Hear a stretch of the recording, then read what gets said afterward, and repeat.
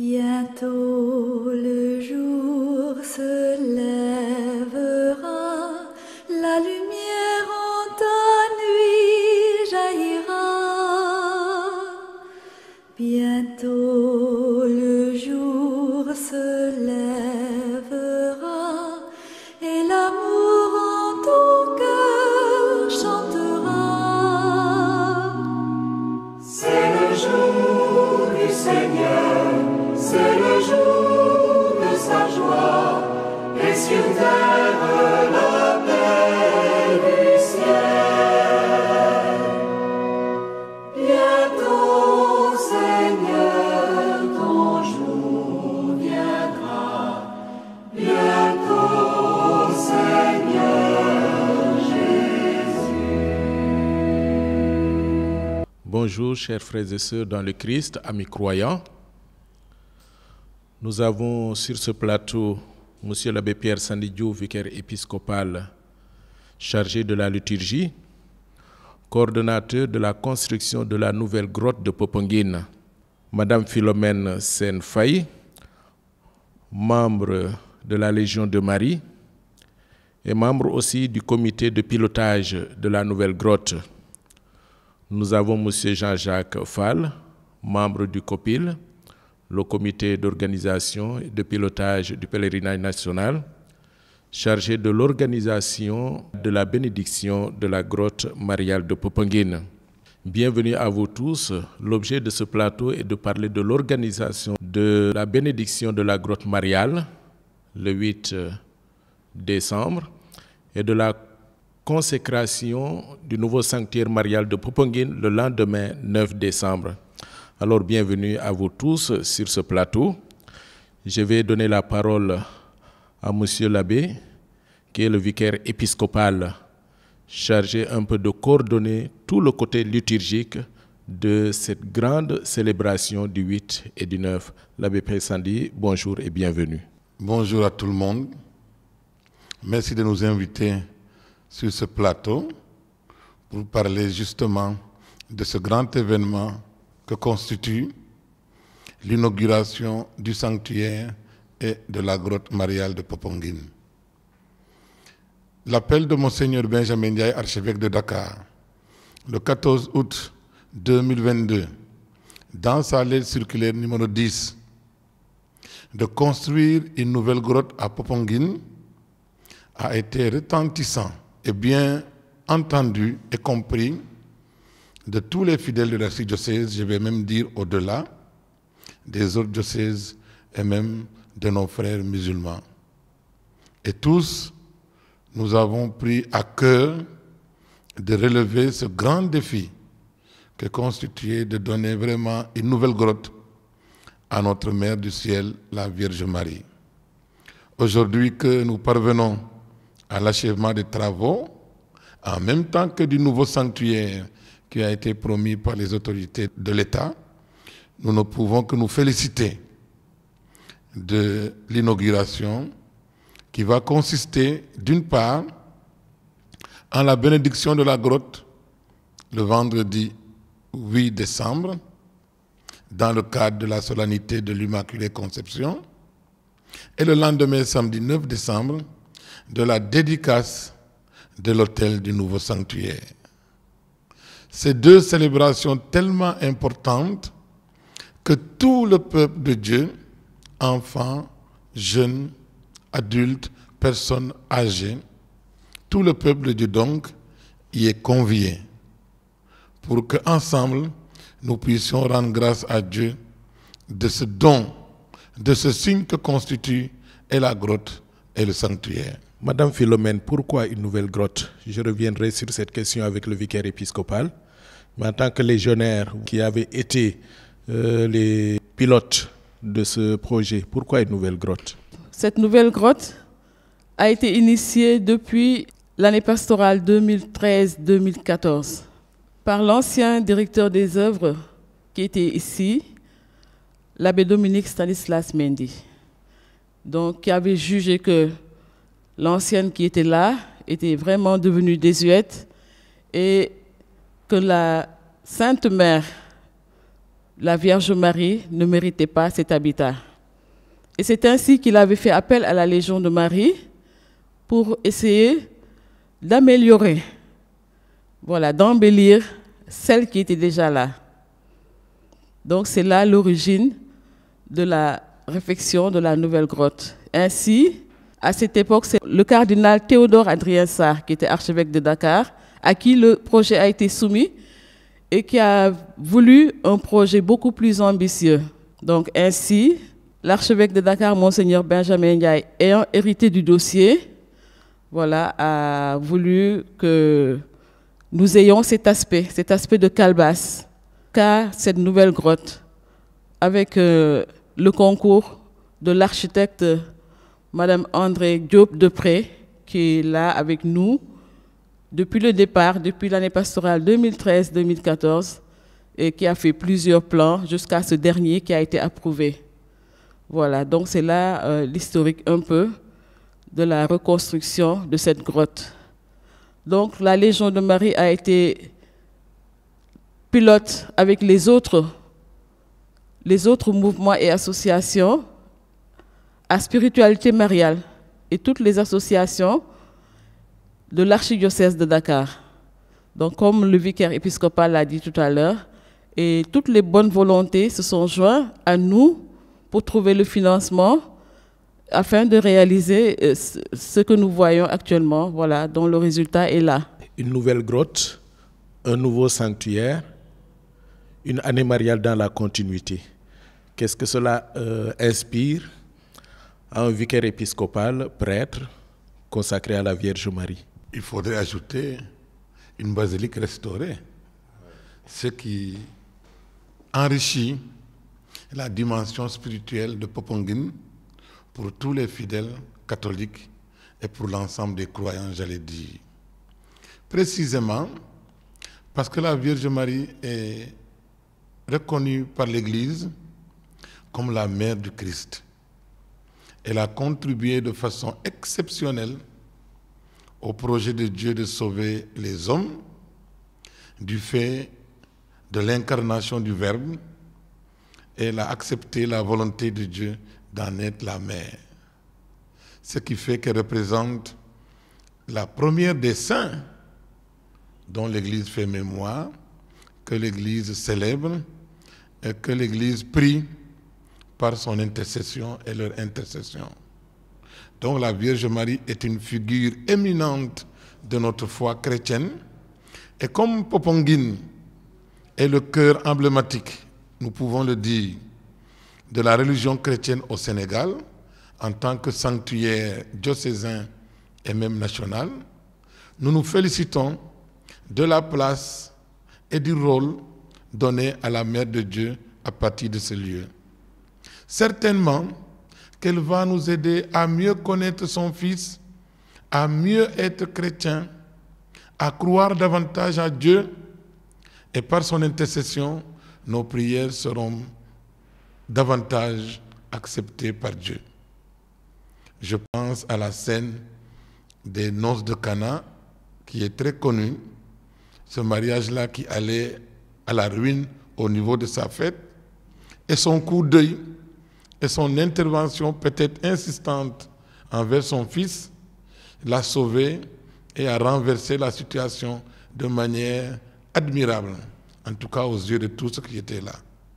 Nous demandons à Dieu que des miracles de cette nature puissent se prolonger aussi pour notre Église, pour notre pays, dans le sens surtout de la paix et du développement, à partir de Popenguine, ce lieu, ce village de la Vierge Marie. Monsieur Jean-Jacques Fall, vous êtes au cœur de l'organisation de cet événement en tant que membre du comité. Mais avant de parler des aspects organisationnels que vous inspire un peu cette année mariale, et puis ce nouveau sanctuaire, cette nouvelle grotte, au point de vue de la pratique de la foi, qu'est-ce que cela a d'importance dans la vie du chrétien? D'abord, rendre grâce à Dieu pour tout ce que nous avons pu réaliser et ce que nous allons continuer, bien sûr, de réaliser. Remercier, bien sûr, le jour du Seigneur parce que ça va nous permettre de véhiculer davantage, bien sûr, le message concernant cette organisation, bien sûr que nous devons faire les 8 et 9.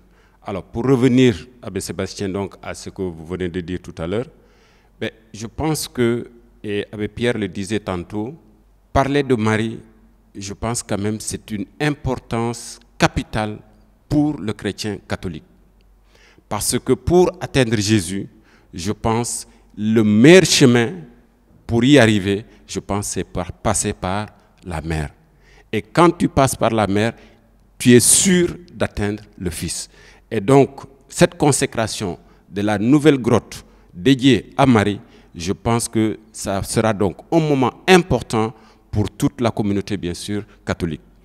Le nouveau sanctuaire, je pense que c'est un chef-d'œuvre qui est là et qui va permettre aussi aux fidèles laïcs catholiques, bien sûr, de pouvoir davantage aussi, à travers les différents pèlerinages qui vont être organisés, bien sûr, d'avoir une place, j'allais dire, beaucoup plus spacieuse, mais qui va permettre aux uns et aux autres d'avoir, bien sûr, des moments de recueillement. Mais je veux juste y ajouter, hormis, bien sûr, la population catholique, mais il y a aussi, parce que dans le cadre de la modernisation des cités religieuses, il y a l'État du Sénégal. Parce que l'État du Sénégal étant le financier particulier principal donc, de cette chef-d'œuvre, lui aussi, il pourra s'y voir parce que c'est important d'avoir, bien sûr, réalisé bien sûr, ce chef-d'œuvre. En tout cas, que ce soit pour la communauté catholique, que ce soit pour l'État du Sénégal, et j'allais même dire pour tous les croyants, je pense que ces deux moments que nous allons vivre, à savoir la consécration de la grotte et bien sûr la consécration du nouveau sanctuaire, ça sera donc des moments qui sont très importants vraiment pour tout le Sénégal, j'allais dire. Deux événements très importants pour tous les fidèles laïcs et même pour toute la population sénégalaise. Alors je donne la parole à l'abbé Pierre Sandy pour lui demander les activités qui sont au programme de cette bénédiction de la grotte et de la consécration du nouveau sanctuaire à Popenguine.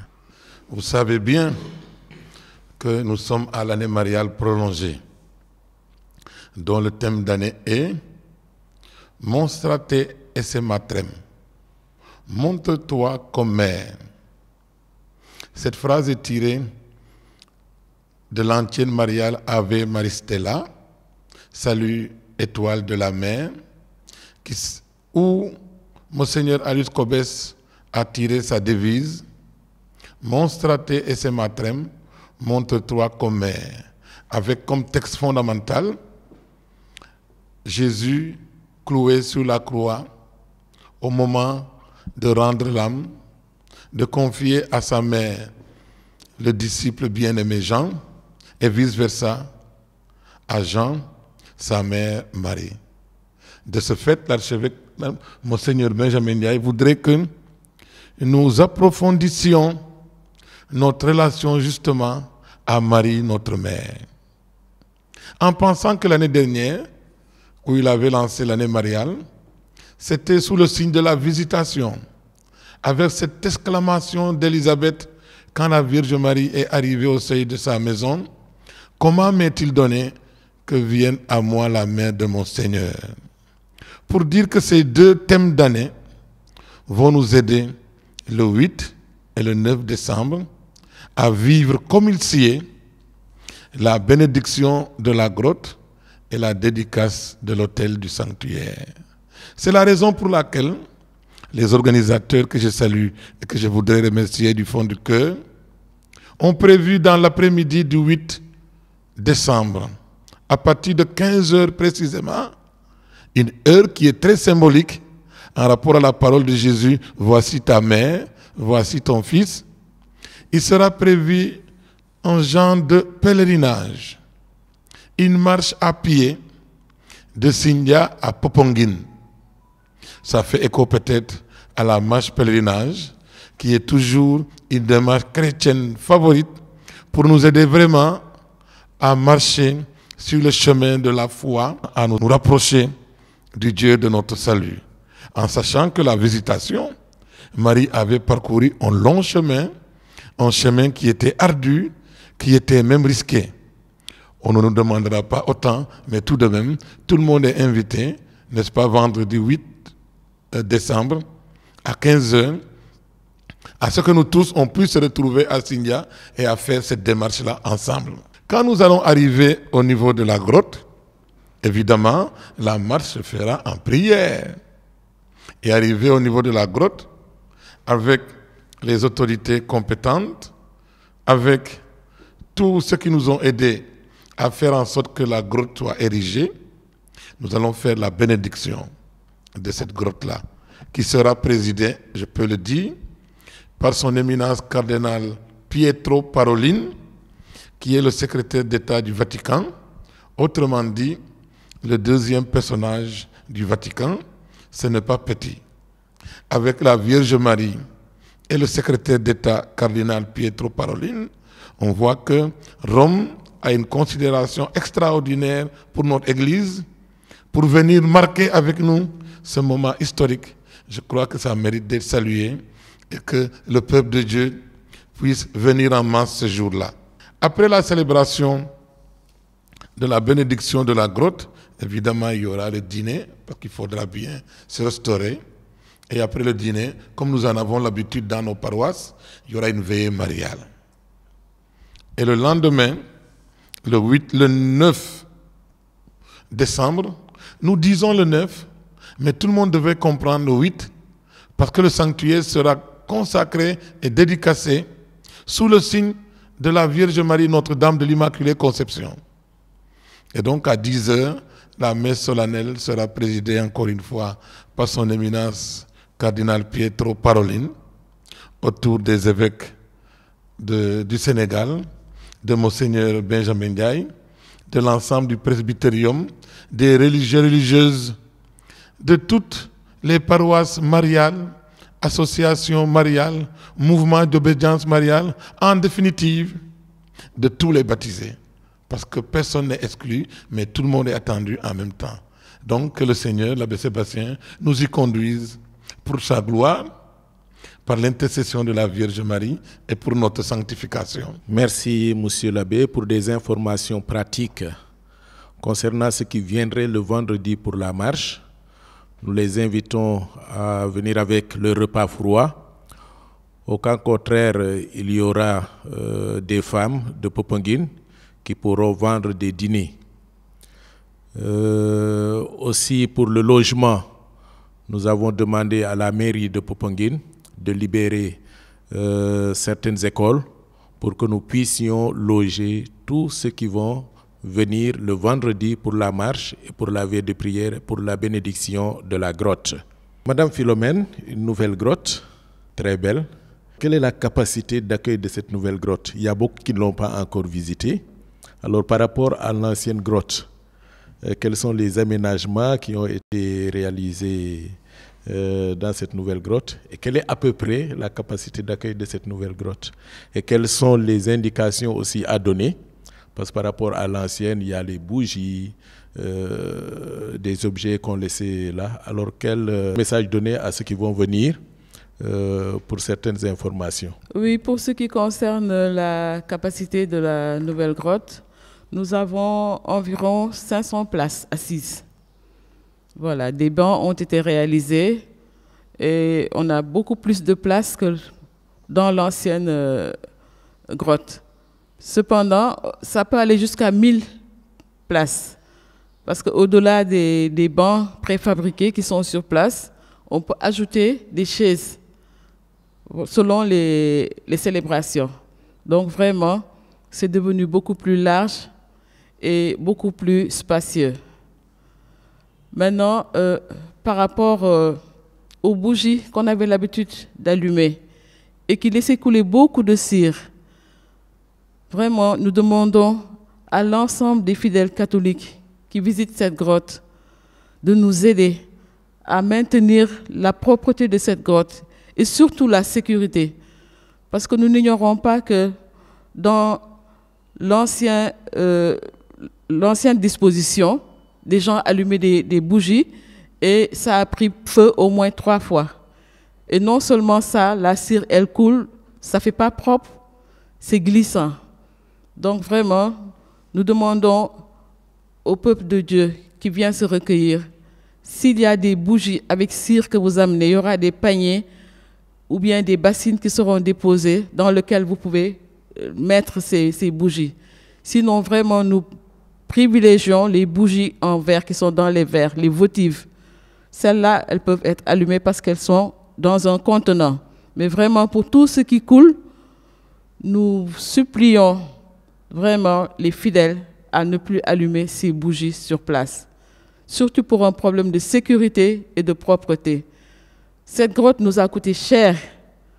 Nous étions partis sur un budget de 100 millions au départ. Là, nous en sommes à plus de 160 millions.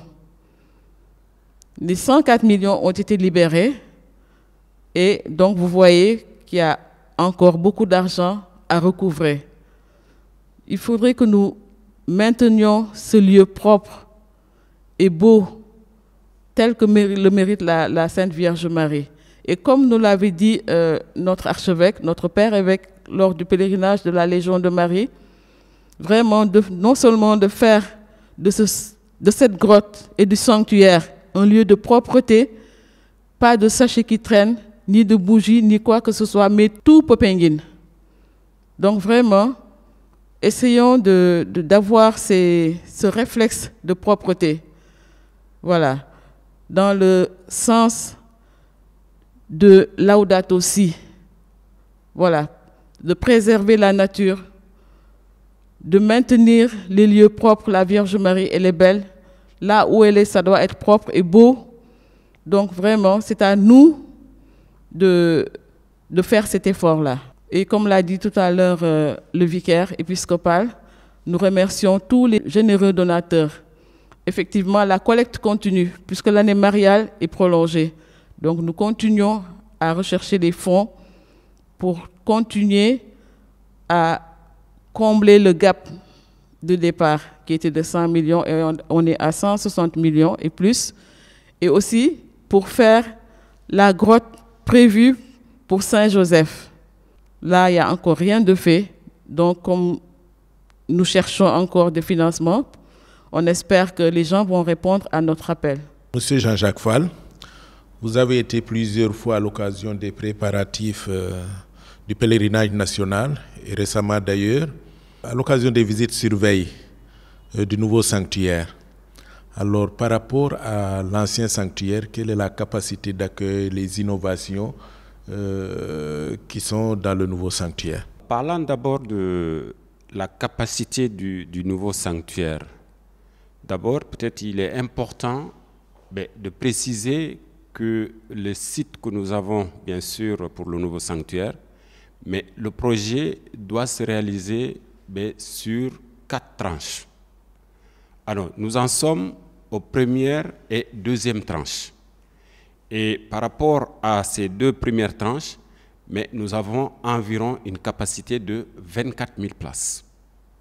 Et à terme, c'est-à-dire si nous avons et la première tranche, la deuxième, la troisième et la 4e tranche, nous allons nous retrouver environ avec 50 000 places. Et donc, au regard de ce que nous avions pour l'ancien sanctuaire, je pense que la capacité du nouveau sanctuaire sera beaucoup plus importante. Parce qu'avec l'ancien sanctuaire, ça tournait autour d'environ 30 000 places. Donc, si nous en sommes à 50 avec le nouveau, je pense que quand même, ça permettra davantage d'accueillir beaucoup plus de pèlerins.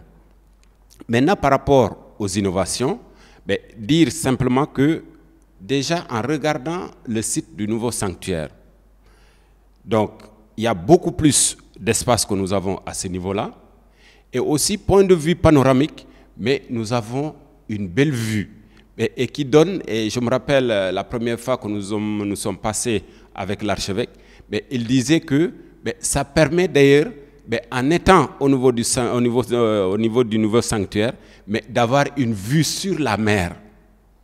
Et donc déjà, peut-être avec l'ancien sanctuaire, ce n'était pas possible, en étant dans ce sanctuaire, de voir bien sûr, d'avoir une vue sur la mer. Mais avec le nouveau sanctuaire, nous avons une vue sur la mer, et ça aussi, quand même, c'est important, avec aussi l'aération. Parce que déjà, si vous remarquez bien, avec le pèlerinage passé, on avait beaucoup plus d'air mais au nouveau sanctuaire que si on était bien sûr dans l'ancien site.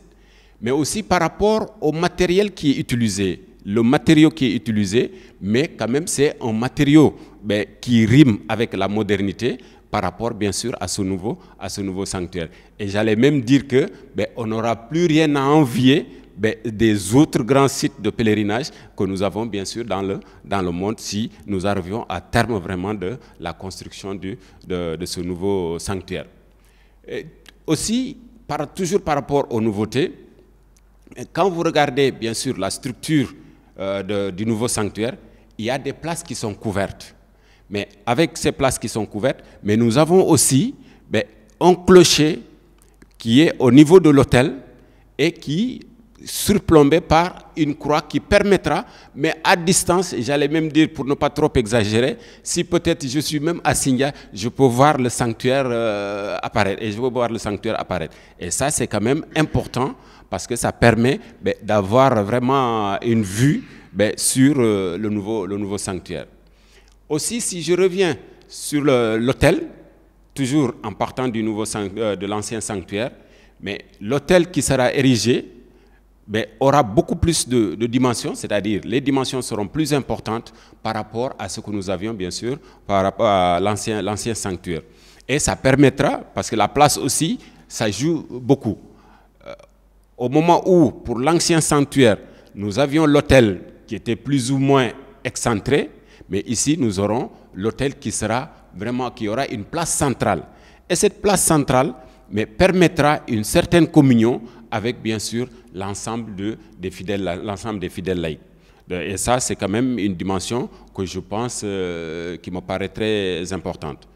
Aussi, autre commodité que nous pouvons avoir toujours par rapport à ce sanctuaire, c'est que nous pouvons avoir, donc il y aura la sonorisation, mais aussi il y aura par rapport à l'électricité, j'allais dire qui rime avec toujours la modernité et qui rime avec la modernité. Et ça aussi c'est important parce que même là, je me rappelle lors d'une visite, l'architecte nous disait que normalement on ne devrait plus voir des journalistes se promener dans le sanctuaire lors des célébrations parce que tout sera focalisé dans une cabine où tous les journalistes auront l'avantage de voir ce qui se passe en même temps à l'intérieur.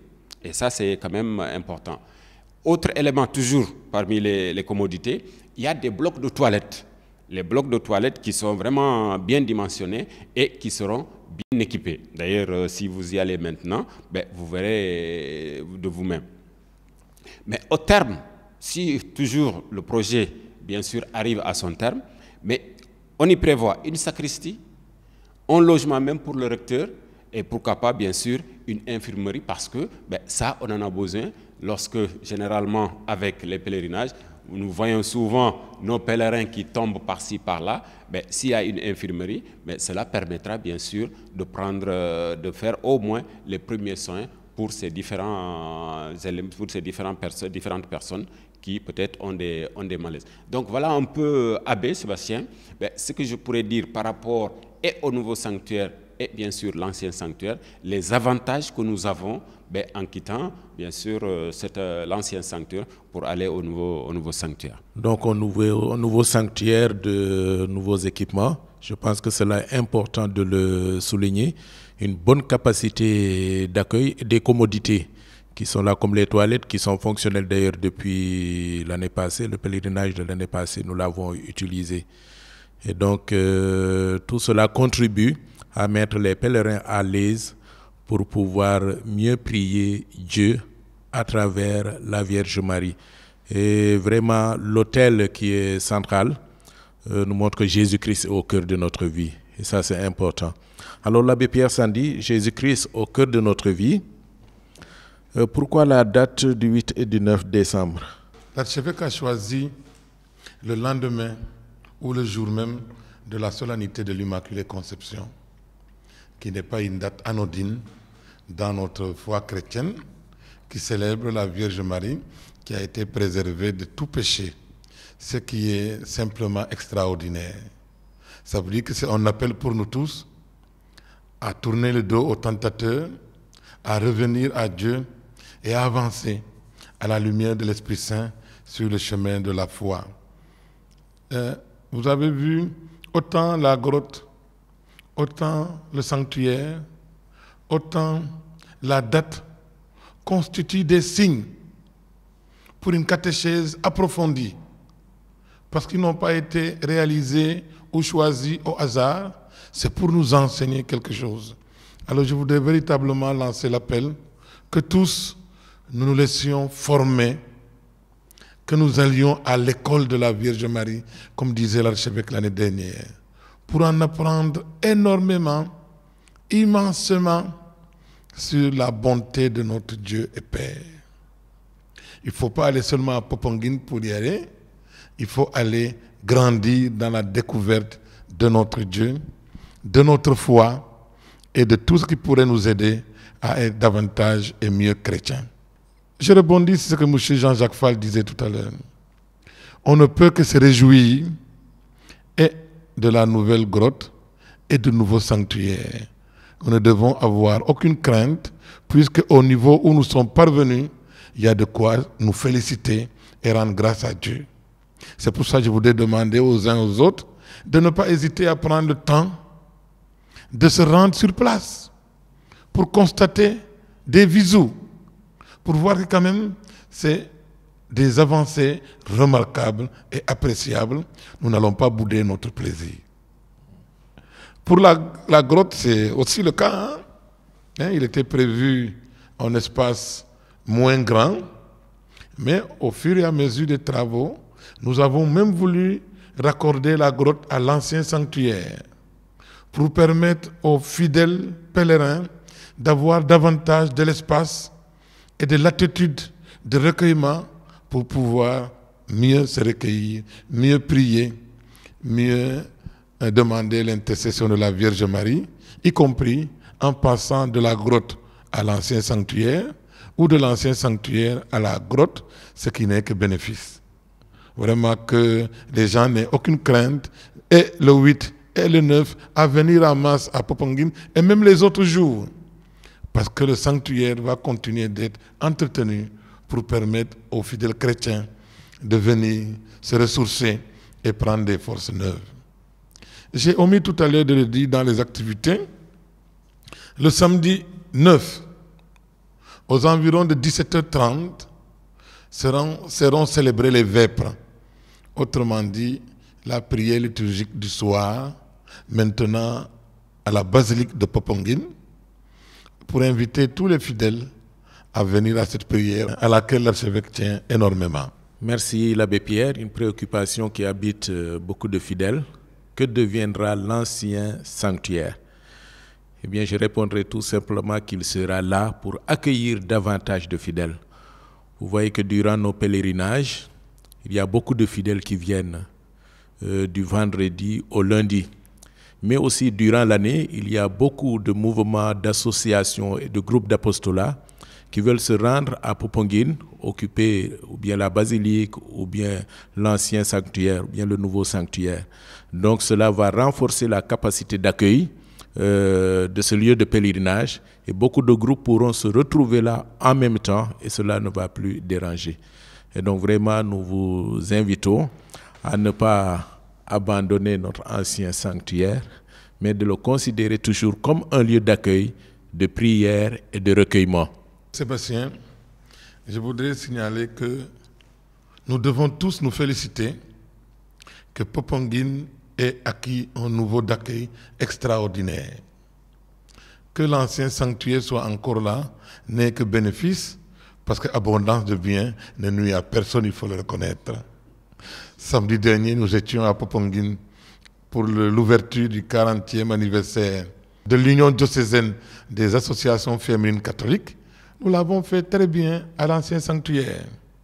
Dimanche dernier, la communauté Manjac a effectué son pèlerinage à l'ancien sanctuaire, ce qui n'empêchera pas d'aller faire ses dévotions au nouveau sanctuaire, à la nouvelle grotte, à la basilique, pour pouvoir accomplir le parcours du pèlerin. Donc c'est tant mieux s'il y a l'ancien sanctuaire avec la basilique, avec la grotte, avec le nouveau sanctuaire. Voilà, merci l'abbé Pierre Sandy. Nous arrivons au terme de cette émission autour de la bénédiction de la grotte et de la consécration du nouveau sanctuaire prévu le 8 et le 9 décembre. Alors, quel appel maintenant lancer aux fidèles pour les sensibiliser et leur demander de venir à ce grand événement, pas seulement diocésain, mais national. Avant de parler en wolof, je voudrais aussi faire la précision que pour la nouvelle grotte, actuellement, on peut y célébrer des messes. On peut avoir des célébrations eucharistiques, puisqu'il y a un hôtel qui est prévu là-bas. Voilà, il y a un hôtel sur place. Et que les petits groupes, vraiment les groupes restreints qui viennent, peuvent y passer la journée, avoir leur célébration eucharistique sur place. Léegi appel bu ma bëgg a lancer mooy légionnaires yi nañu takku ñëpp légionnaires yi d'abord parce que fa laa bokk donc charité bien ordonnée commence par soi-même te gannaaw ñun ñoo nekkoon di coordonner projet bii ak yeneen mouvement d'apostolat yëpp na légionnaires yi yëpp takku ñëw ñu sargal suñu ndey ju baax gi suñu ndey ju sell ji xam naa légionnaires jeunes yi ñoom dinañu def marche bi mën nañu def marche bi ñi gën a mag les plus âgés mën nañu xaar ca grotte ba ñu def chapelet en attendant prier def suñu dévotion mais vraiment bu ko kenn wuute na ñëpp ñëw parce que c'est un jour historique lii moom benn la ci Sénégal te ku ko manqué nga lu rëy en même temps basilique bu bees grotte bu bees vraiment kenn warul toog xaar ñu la koy nettali na ñëpp teew ñu sargal suñu ndey ju sell ji bés bi ñëpp ko doon xaar ku ci yàlla may fekkee ak jàmm nga ko ñëw teewe ko te bëgg naa ñëpp ñëw sol tissu marial bii nga xam ne suñu évêque père évêque moo ko demandé woon daaw ci année mariale mi ngi nii suñu l'abbé bu baax bi directeur des œuvres sol te moo nekk nii ngeen di gis aussi képp ku ko am c'est vraiment l'occasion nga sol ko suñu père évêque xam ne message am jàll na tissu bi ñëpp jënd nañ ko ku ko am sol ko ku ko amul tamit loo sol baax na mais vraiment dañuy ñaan ñëpp rek buñ ko ñi ko am voilà ñu sol ko ñu ñëw sargal suñu ndey ju sell ji. dama yokk tuuti rek ndax bés bi di Immaculée Conception suñu yaay Mariama bi amul bakkaar di royukaay bu rëy ci suñu tànku jàngu loolu warul bàyyi kenn mu toog këram. ñaareel bi dañu ne Monseigneur moo waxoon ñu jël at bi jagleel ko Mariama mu yokk ci ren itam jaglewaat ko Mariama ba tax na yokk suñu pas-pas rek moo des ci mbir mi rawatina ci wàllum Popenguine bu ma demee ci Popenguine nag xool li fa am ci bésu tey baneex rek la ak yaakaar bu rëy mun a ñaan Mariama suñu yaay mu dimbali ñu ci suñu tànku ngëm ndax kat mu yóbbuñu ci doomam Yesu Krista mi di musalkatu àdduna mi di suñu musalkat fu may jeexalee mooy ki topp ci pape ba François fale te Rome moom mooy ñëw kat ndax jiite barkeel grotte bu bees bi ak sanctuaire bu bees bi loolu di lu rëy di lu mag ba tax na daal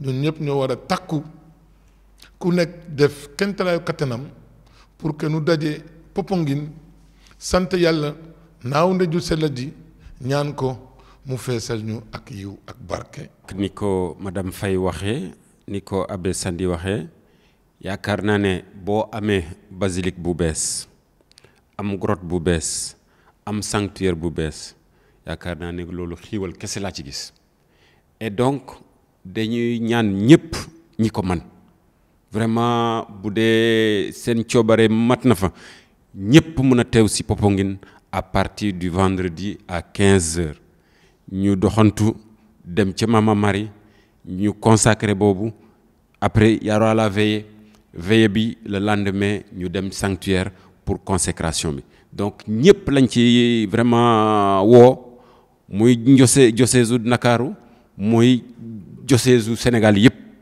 ñëpp buñ ko mënee teew daal ci lay dàq et ci lay dàq. En tout cas, vraiment, nous invitons vraiment tous les fidèles laïcs à venir participer à cet événement qui a un caractère double. Double parce que c'est la consécration de la grotte, double parce que c'est la consécration du nouveau sanctuaire. En tout cas, encore une fois de plus, nous réitérons l'invitation à tous les fidèles catholiques du Sénégal. Nous sommes au terme de notre émission sur la consécration du nouveau sanctuaire et la bénédiction de la grotte. Le 8 et 9 décembre, nous vous invitons tous à venir à ce grand événement national. Merci à vous tous, chers frères et sœurs dans le Christ, amis croyants. Nous vous souhaitons un bon repos dominical et une sainte semaine dans le Christ Jésus.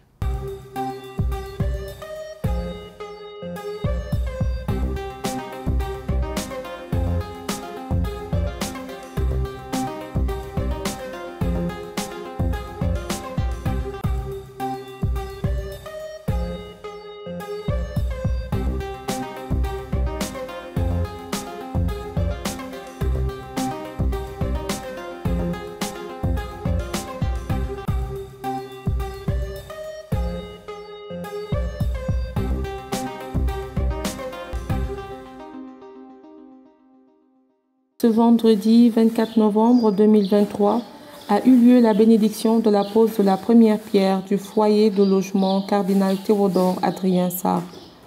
Sous l'égide de l'association Les Mains Ouvertes Sénégal, le centre de formation Frédéric Ozaman, fondé depuis 2012, forme des jeunes dans différentes filières que sont la restauration, l'électricité et le solaire, la mécanique automobile, la couture et la menuiserie.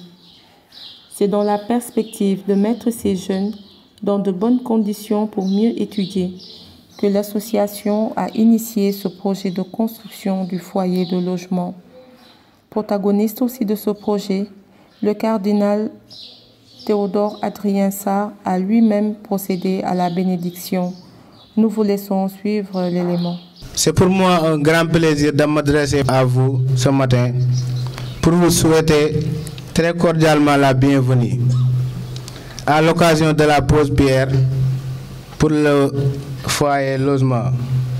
Cet événement représente une grande avancée pour notre centre. C'est avec beaucoup d'émotion, mais aussi avec beaucoup de joie que je vous accueille aujourd'hui pour cette cérémonie de pose de la première pierre du futur foyer logement baptisé Cardinal Théodore Adrien Sarr. Ce foyer est destiné à permettre l'accueil et le logement des élèves, mais aussi des enseignants du centre de formation Frédéric Ozaman, que nous avons créé avec mon épouse à la demande expresse du cardinal Sarr en octobre 2011. En effet, dès notre première rencontre avec le cardinal en février 2009, le cardinal m'a fait part de son souhait que nous l'aidions à développer la formation professionnelle au Sénégal. Il m'a dit en substance: en tant que président de l'Office national de l'enseignement catholique au Sénégal, j'ai bien conscience que nous avons fait beaucoup pour la formation générale des jeunes et nos réalisations sont nombreuses dans ce domaine, mais à part quelques congrégations comme les Frères de Saint-Gabriel, nous sommes trop peu présents au niveau de la formation professionnelle des jeunes. Or, ajoutait-il, il ne suffit pas de dire dans nos sermons que nous aimons les jeunes, il faut leur en apporter la preuve par des actes concrets pour les aider à apprendre un métier qui leur permettra de gagner dignement leur vie dans leur pays d'origine. Aidez-nous à rendre cela possible. Les propos du cardinal m'ont d'emblée semblé prophétiques et m'ont incité à proposer à la Fédération Les Mains Ouvertes en France, que je présidais à l'époque, de s'engager dans cette aventure et a demandé à mon épouse de m'accompagner pendant 1 ou 2 ans au Sénégal pour créer le CFFO de Ouarang. Je sais que de nombreux élèves lui sont encore reconnaissants pour l'aide amicale qu'elle leur a apportée durant leurs études. Cela n'a pas toujours été un long fleuve tranquille, mais nous n'avons jamais regretté cette expérience, car constater la volonté et la joie des jeunes élèves à apprendre leur futur métier a été pour nous source d'admiration et d'une grande satisfaction en constatant leurs résultats aux examens d'État que sont le CAP et le BEP. Pour mémoire, aux examens de fin d'année 2022-2023, plus de 80% des jeunes du centre ont été diplômés. En section restauration, les 3 premières places de la région de Mbour ont été gagnées par des élèves du centre, et qui plus est, par des jeunes malentendants qui suivent les cours grâce à l'aide d'un traducteur en langage des signes. C'est maintenant chose faite, et je tiens à remercier très sincèrement tous ceux et celles qui ont contribué à nous permettre d'obtenir les autorisations nécessaires. Le temps ayant tendance à faire évoluer les besoins et donc les projets, nous allons très rapidement vérifier si le projet initial doit évoluer et comment, mais nous avons pour objectif que les premiers bénéficiaires, élèves et enseignants, puissent s'installer dans ces nouveaux locaux dès la rentrée scolaire 2024. En particulier, dans les modifications qu'il y aura à faire, il y a la venue probable, de plus en plus probable, de quelques frères de Saint-Gabriel pour aider à diriger et à animer ce centre. Nous les remercions de s'inscrire dans ce projet. Le centre de formation Frédéric Ozanam est un cadre extrêmement important dans le dispositif de formation professionnelle de la commune et du département de Mbour. J'ai tantôt discuté avec M. Ménard sur les filières que sont l'énergie, notamment solaire, la restauration, qui a le plus d'élèves dans ce centre, la couture, la mécanique auto, la menuiserie. Rien ne vaut un métier, rien ne vaut la formation. Quand on est bien formé, on a le plus beau cadeau de la vie, parce qu'on n'a plus le droit de chômer, puisqu'il faut oser faire. Il ne faut jamais attendre qu'on t'offre un emploi. Dès que vous avez un métier, que vous savez faire quelque chose de vos mains, je crois que vous avez déjà un très beau cadeau pour la vie. Merci de nous avoir, d'offrir à nos enfants ce bijou-là, ce cadeau-là. Aujourd'hui, M. Ménard, vous vous acheminez à construire le campus. Je vais l'appeler campus, pour utiliser le langage universitaire. Un campus, c'est extrêmement important pour un dispositif de formation, puisque habiter là où vous apprenez, ça fait non seulement gagner du temps, mais vous vous habitez à cet environnement-là, et c'est quelque chose d'extrêmement positif. Et certainement, ça va contribuer à renforcer la performance des élèves. Merci beaucoup, M. Ménard, pour ce nouveau cadeau encore que vous offrez à nos enfants. Aujourd'hui, nous sommes en train de vouloir construire une zone industrielle dans la zone. Le président Macky Sall, par décret, ce 22 novembre 2023, nous a octroyé 200 hectares à Croisement-Peul pour servir de zone industrielle. On a l'ambition d'installer dans cette zone au moins une trentaine d'usines. Si on doit installer des usines et que nos enfants ne sont pas formés, ça veut dire qu'on installe des usines pour d'autres. C'est pourquoi le centre est extrêmement important, M. Ménard. Dans ce centre, il est prévu, par exemple, d'installer une usine de textile. Je dois recevoir les partenaires qui doivent venir du Maroc à la fin de ce mois. Ils ont besoin d'1 hectare pour faire une usine de textile qui va employer au moins 400 tailleurs. Si vous formez nos enfants dans le domaine de la couture, vous nous aidez déjà à préparer une offre d'emploi à cet industriel. mon cardinal, en tout cas pour vous féliciter vous tous.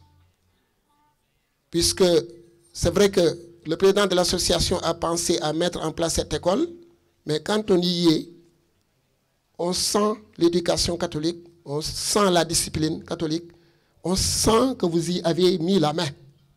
On sent la main de Abbé Alain Ateba, on sent la main de Abbé Eugène et on sent la main du cardinal Adrien Sarr. Vous tous qui nous avez permis, en tout cas, d'offrir ces formations à nos enfants, je voudrais tout simplement vous dire merci, merci et bonne continuation. En matière d'enseignement scolaire au Sénégal, la formation professionnelle a toujours été une grande préoccupation pour moi. Peut-être est-ce une conviction née en moi depuis Ngazobil. En effet, au petit séminaire de Ngazobil, dans la vie des élèves que nous étions, le travail manuel avait sa place à côté du travail intellectuel et du sport, avec la prière soutenant toutes ces activités éducatives. En Ngazobil, nous apprenons le savoir-faire et le savoir-vivre. Tout cela prenant racine dans la vie spirituelle, la vie de relation avec Dieu. Devenu prêtre enseignant et directeur du même petit séminaire de Ngazobil, je m'évertuais à maintenir la tradition d'une éducation consistant à faire grandir l'enfant, l'adolescent, le jeune homme dans toutes les dimensions de son être, à savoir l'intelligence, mais aussi le cœur, l'esprit, le corps. Devenu évêque de Kaolack et assez rapidement évêque chargé de la commission épiscopale de l'enseignement, j'ai continué à promouvoir l'éducation humaine intégrale en partageant cette préoccupation en particulier avec les responsables et les enseignants des écoles catholiques du diocèse. Je saisissais aussi toute occasion favorable pour souligner le grand défaut de l'école sénégalaise, celui de ne dispenser presque que l'enseignement général. Aujourd'hui, il faut heureusement se réjouir que la formation professionnelle fait désormais partie de la politique de notre gouvernement.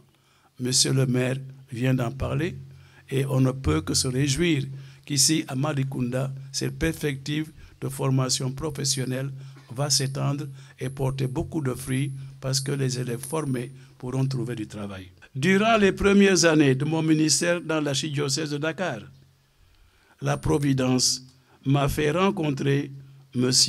Bruno Ménard, alors président de l'association Mains Ouvertes, dont il est l'initiateur. Il venait à Dakar pour tenter d'implanter un centre de formation professionnelle à Dakar. C'est avec enthousiasme et grand espoir que j'accueillis l'idée. Lors de mes échanges avec M. Ménard, je lui ai partagé plusieurs fois l'idée de ne pas se cantonner à Dakar, mais de penser à la zone rurale de l'archidiocèse, en particulier à Mbour, avec son environnement touristique. Il se montra ouvert à l'idée. Avec lui et le secrétaire national de l'enseignement catholique, nous avons décidé de créer un centre de formation professionnelle et de l'implanter à Ouarang. Le développement du centre et son succès sont tels que M. Ménard nous a soumis l'idée de construire un petit internat pour accueillir des filles venant d'horizons éloignés et les faire bénéficier des formations du centre. Quand il m'a partagé son désir de donner à ce centre mon nom, j'ai accepté. Voici donc les raisons de ma présence à Ouarang aujourd'hui pour procéder à cette cérémonie. En procédant à la bénédiction de sa première pierre aujourd'hui, je demande au Dieu de puissance et de bonté de déployer sa protection sur les bâtiments, l'environnement et les personnes qui vont y vivre. Je lui demande que cet ensemble soit sa demeure, que son Esprit Saint remplisse les cœurs de l'amour fraternel qui font naître la bonne entente, la solidarité et la joie de vivre, tout cela qui fait régner la paix dans une maison. C'est le jour du Seigneur, c'est le jour de sa joie.